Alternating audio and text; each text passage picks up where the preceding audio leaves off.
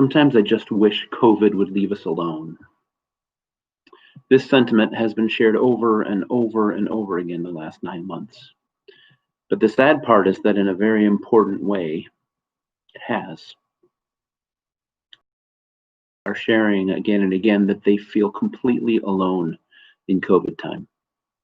Retirement home residents who can't have any visitors. Grandparents who can't hug their grandchildren.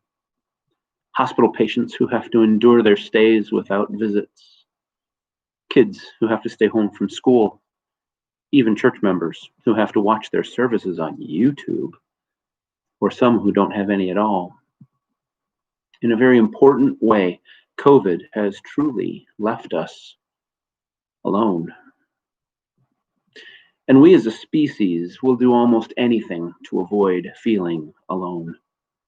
From a child's first day of school to a senior's drop off at their first year of college. From a mom stuck at home with no conversation partners older than 5 years to a senior living in a facility who just wants to go home. Lonely is perhaps one of the most terrible emotions to try to carry. And currently we have an entire globe filled with it.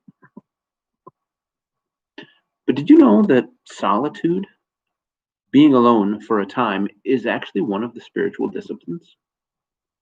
We're talking this week about these practices that put our hearts in a state where God can transform them. We've talked about daily worship. We've talked about public confession. We've talked about both inner and outer simplicity in our lives. And today we're going to talk about solitude, the act of being alone with God on a regular basis for an extended period of time. To some, this may seem like a breath of fresh air in the midst of a crowded and noisy world. To some, this may seem like the ravings of a psychotic introvert who just can't take it anymore. But think about these words from Richard Foster, who's one of our leading experts on the spiritual disciplines. He says this in his book: "Loneliness and clatter are not our only alternatives. We can cultivate an inner solitude and silence that sets us free from loneliness and fear. Loneliness is inner emptiness. Solitude is inner fulfillment." When we read of Jesus going off alone, we think that this is all about prayer, and in a way it is. But do you think that when Jesus entered the wilderness just after his baptism, he just sat there and prayed to his Father for 40 days?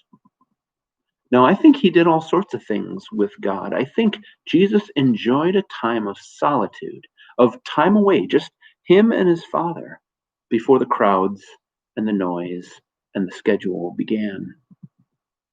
And during his ministry, it was his regular practice to go off alone, even apart from the 12, even apart from his inner 3. Why? Because the world is too noisy for us to truly hear God's voice, which is still and small, the Bible tells us. T.S. Eliot wrote this. He said, "Where shall the world be found? Where shall the word resound? Not here. There is not enough silence." Solitude and silence are linked, and both are ultimately, like all of the spiritual disciplines, inner attitudes with outward manifestations.